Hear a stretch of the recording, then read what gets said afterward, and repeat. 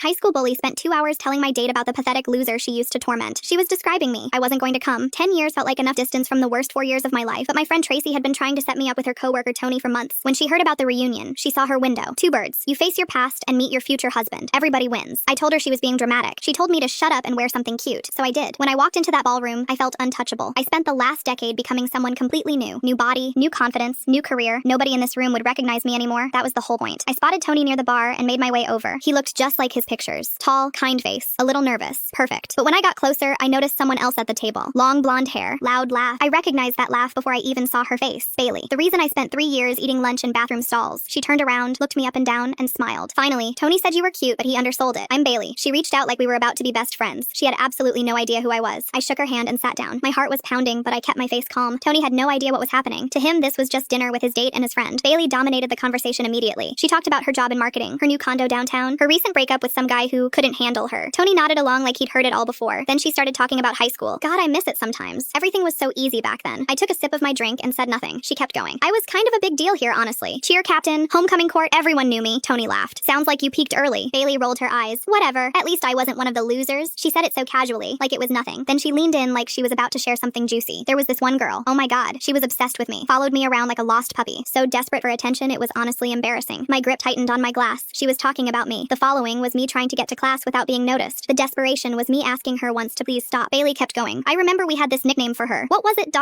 She snapped her fingers trying to remember. Trash can. That was it. Because she always hid by the dumpsters during lunch like a literal raccoon. Tony looked uncomfortable. That's kind of mean. Bailey waved him off. It was high school. Everyone was mean. Besides, she made it so easy. She was like this sad little ghost that nobody wanted around. I sat there listening to her describe the worst years of my life like they were a funny story. She had no idea the ghost was sitting right across from her. Bailey was still laughing at her own story when Tony cleared his throat. So whatever happened to her? Bailey shrugged. No idea. She transferred senior year, I think. Probably still a mess somewhere. She looked at me and smiled. Anyway, enough about ancient history. Tell me about you. Where'd you grow up? I set my drink down. Here, actually. Bailey blinked. Wait, you went to this school? I nodded. She leaned back and looked at me again. Harder this time. That's so weird. I seriously don't remember you at all. What year did you graduate? I told her. Same year as her. Her smile flickered. Okay, that's crazy. I knew everyone in our class. What was your name back then? I told her my name. My full name. The one she used to say in that mocking voice every single day. Bailey's face went pale. Her mouth opened but nothing came out. I watched the recognition hit her in waves. First confusion, then shock, then something that looked like fear. Wait, no. There's no way. I didn't say anything. I just sat there and let her put it together. Tony looked between us completely lost. Bailey's voice dropped to a whisper. Your trash can? I smiled for the first time all night. I go by my actual name now, but yeah, that was me. Bailey looked like she wanted the floor to swallow her whole. Oh my God, I didn't. You look so... She couldn't finish. Tony finally spoke. Wait, this is the girl you were just talking about? Bailey didn't answer. She didn't have to. The silence said everything. Bailey rushed out without another word. Tony watched her go, then turned to me. Everything she said tonight was fake. The job, the condo, she lives with her parents. I smiled. Turns out the ghost had a better life than the queen.